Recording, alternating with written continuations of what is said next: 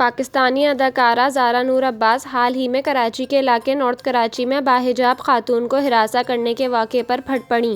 اداکارہ نے انسٹاگرام کی سٹوری پر واقعے کی ویڈیو شیئر کی اور کیپشن میں سخت برہمی کا اظہار کرتے ہوئے لکھا، موٹر سائیکل پر بٹھا کر ہراساں کرنے والوں کی ایک اور نسل کو بڑھایا جا رہا ہے۔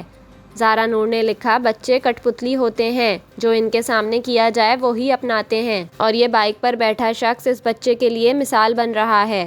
اداکارہ نے شدید غصے میں کہا، کاش کہ مجھے قتل کی اجازت ہوتی۔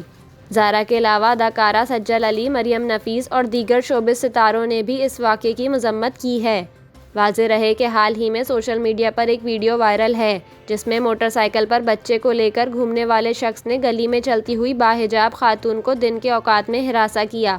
میڈیا رپورٹس کے مطابق پولیس ویڈیو میں ملزم کا چہرہ نظر آنے کے باوجود اسے گرفتار کرنے میں ناکام رہی۔